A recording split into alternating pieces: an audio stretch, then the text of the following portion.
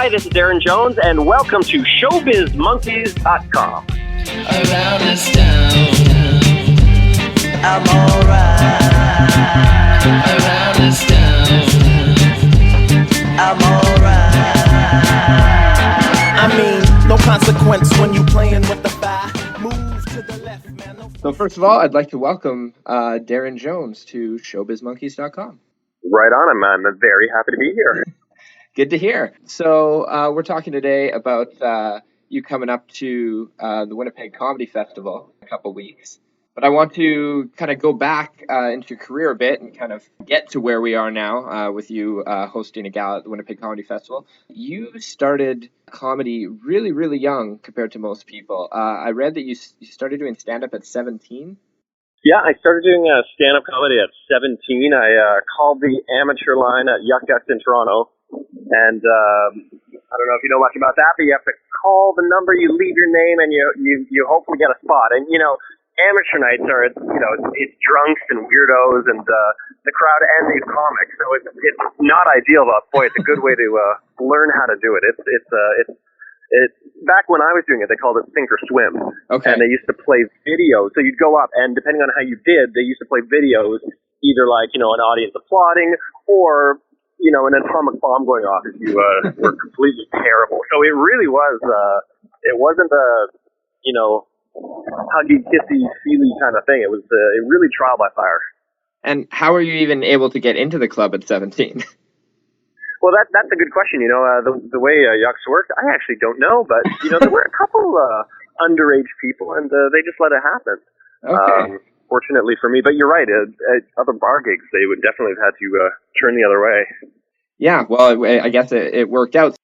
From there, obviously, you must have gotten the swim side of things sometimes in order to keep with it and keep pushing through. Yeah, every now and again. I mean, stand-up comedy is, you can always get the sink. I don't care how long you've been doing it, you can sink on any given night. Hopefully you swim, but you can sink. But in the meantime, I had been volunteering at Rogers Cable, and this guy I knew, this comedian, Mista Mo, we wanted to do a show, so we started going out on the street with a camera, and that turned into a show called Buzz, which was on Rogers Community Cable for a couple of years, and then was then picked up by the Comedy Network nationwide, and we did that show for 7 seasons on the Comedy Network. So that's kind of how it all began. It was all that organic, do-it-yourself, volunteer, hope somebody takes notice kind of stuff. I wanted to talk to you about Buzz a little bit because that was my first introduction to you. Being in Winnipeg, I didn't see the cable access version, but as soon as it was on Comedy Network, it was, I guess my friends and I were just at the prime age, high school age to really appreciate what was happening on that show. Friday nights, nothing to do, staying at home. We watched way too much of it. That's great. Well, I was glad to hear that. And yeah, a friend of mine even said yesterday when I told him I was interviewing you, he said, tell him that I've probably watched more of that show at that time than I've watched any other show in any given span of time. That's a nice compliment. That makes me very happy to hear. That show is interesting because it was pre-YouTube, right? So the only way people saw it was if they actually happened to find it on the Comedy Network. And the weird thing is there's no record of it anywhere. It's the damnedest thing because we didn't own the rights. So that show kind of like disappeared into the ether. Which is, bizarre because, at the time, it really was the thing that was quoted around, high schools and things like that. If the internet was around back then, well, the internet was around, but if YouTube was a big thing back then, it certainly would have been, up there with the College Humor kind of stuff and in that kind of crowd. Yeah, and it really is, looking back, it really is the perfect YouTube show because every bit was shorter than 2 minutes. We could have sliced that up, put it online, you watch those segments, they're all 2 minutes long, you pass them around, but, it's just a little before its time, I think. Were you, how involved with the show were you, like, as far as, did you guys handle pretty much everything, top to bottom? For the most part, there were the 3 of us. There was myself, Mista Mo, and a guy called Mike McKinnon, and Mike would shoot it. He would edit it. He did the voice of the show. He was kind of the engine behind that thing. So it was a very, very small unit, which worked fine by us because we were so young, we didn't know any better. We had our comedian friends coming on, and it just worked perfectly. And I suppose getting into, the TV world, it was a great way to, learn on the go and on the job. Absolutely. And, now the way TV's done, I mean, that's such a valuable way to make television cheap and fast and, shoot it on your cell phone and put it online. When that show finished, even before that finished, I think you started working in other TV. I think that was around the time you were working with Rick Mercer. Yeah, you're right. Mercer and I connected just as Buzz was kind of wrapping up. So there was a little bit of overlap, but Rick came out, and then his show is the exact opposite of what Buzz was, where it's highly written. It's a shiny floor, good-looking show. It was the exact opposite, and boy, I learned a lot about how to write comedy on television, and that was such a terrific experience. And I mean, Rick Mercer's kind of Canadian comedy royalty, so that must have been nice just working with him. That experience is a really defining moment in my career as far as learning how to execute a high-end comedy show on television. Mm-hmm. And what the place where a lot of people across Canada really started to take notice of you was, of course, all your work on MTV Live. It's kind of a much broader, more accessible version of kind of what I'm doing here, where you'd be you'd be entertaining the country, but you'd also be talking to everyone in the celebrity world as they'd come through Toronto. That must have been that was a real hybrid show. You're right, that was a real hybrid show between we certainly skewed more comedy near the end, but at the beginning it was like the view on crack a little bit. We had everyone and anyone come on, and we had the audience with microphones, and it was like free for all. And again, another really interesting experience, because that was live television, which I hadn't done a lot of at that point. And, that show we ended up doing about 1,500 episodes, or I did anyways. I mean, that's a lot of live TV. Did you have any experience going in on that side of things, like interviewing people and that kind of thing? No, I mean, not really. I mean, only the experience I had with Buzz, and those interviews were certainly not family friendly or helpful to the person we were interviewing. So that was a good lesson in how to make everybody win. During that time, are there any interviews that you did or experiences that really jump out as not necessarily like the best, but just the most interesting and fascinating? Oh, that's a good question too. I mean, the way that show worked is we would have everybody on, just the nature of the beast. We had to fill all that time. So I remember talking to a band from God, were they Norway, and they didn't speak English, and it was on a webcam, and this was when webcam technology wasn't its best, so the connection was kind of crummy, and they didn't speak English, and it was just pulling teeth. We also had Amy Winehouse on right before she died, and that was a really in retrospect, really sad experience because, you could tell she was in a lot of trouble, but she had a huge entourage around her. And she was clearly in a lot of pain. So that was tough.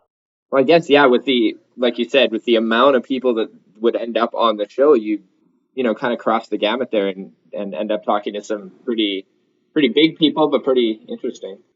We had Tom Cruise on, and he was terrific. He was really funny, and we did a fun game where I was reading lines of his movie to him to see if he could identify which movie he said it in, that kind of stuff. We had Quentin Tarantino on, we had Mark Wahlberg on, all these guys, and we would always try to, do the interview with a twist, so it wasn't just a typical junket interview. It was something funny and interesting and something that they would remember as much as the audience. Yeah, for sure.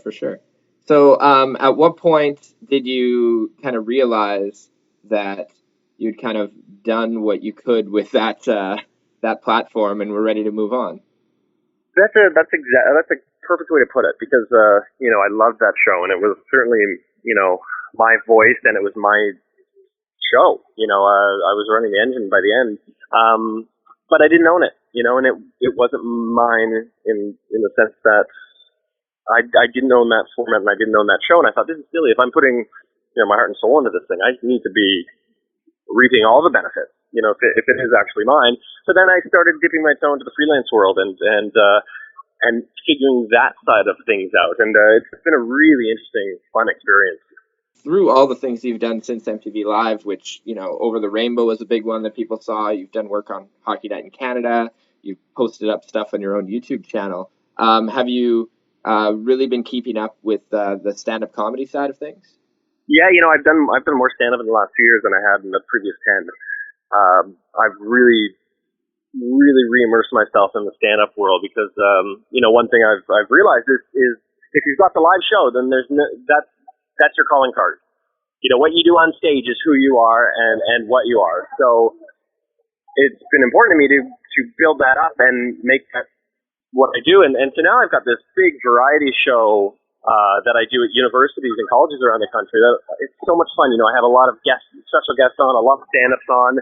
I do a lot of hosting. I roll in videos. We have bands. We have DJs. We have the whole thing. So it's this big live interactive variety comedy show that I've been able to put together, and it's so rewarding and so much fun.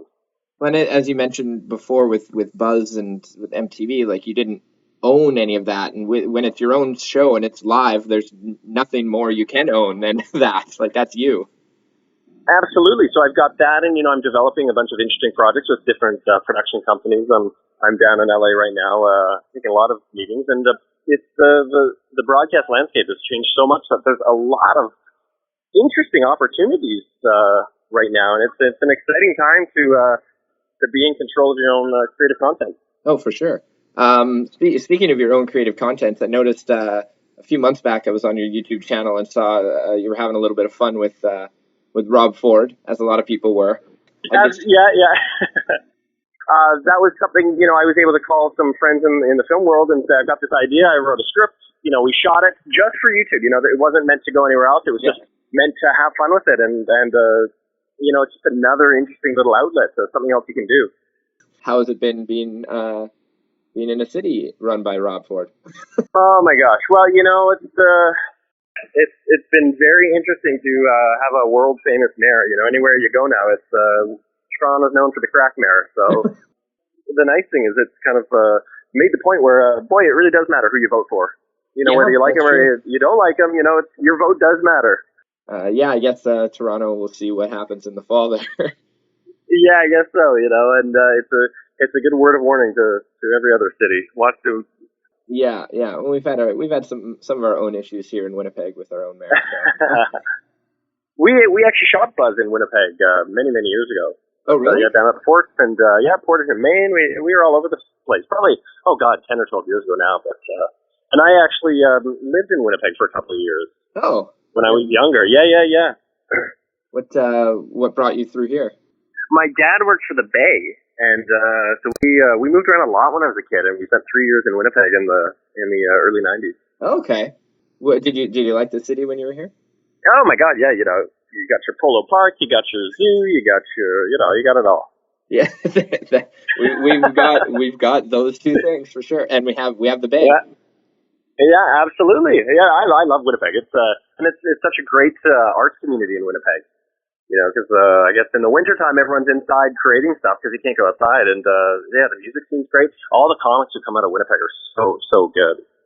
And we've in the last couple of years really been developing a local scene, like rather than just a few comics, there's actually like an actual scene, which is interesting. Oh, absolutely. And any of the comics go through Winnipeg to work say, oh my God, the local scene is, it's on fire. It's awesome. So I'm really looking forward to coming to Winnipeg for the festival for that reason alone. Yeah.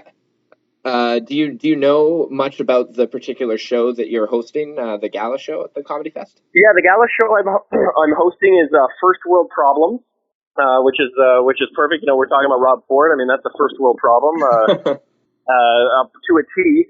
So so the nice thing is I'll be hosting it. We've got a great lineup of comedians, really interesting, funny comics, and I'm thrilled to be the master of ceremonies that night. Just take the room through that theme and introduce these amazing comics. And we're putting together a song. I'm going to sing a little song about the first world problems. And it's going to be good. We're going to put on a little song and dance number. So it should be a lot of fun. It's nice that those gala shows then end up on television as well in the spring. Yeah, absolutely. So we're taping that for CBC. So that'll be on TV at some point. But yeah, I mean, just to do it live in Winnipeg is awesome. Are you just in for the one night and the one show? I'll be in, I think, Thursday, and then I leave Saturday or Sunday. So my plan is to hit as many shows as I possibly can, because I'm the early show Friday, so I'm just going to spend the night checking out all the different acts. And then finally, after the Comedy Fest, you mentioned you're working on some stuff in LA with meetings and that kind of thing. Where can we see Daryn Jones coming up?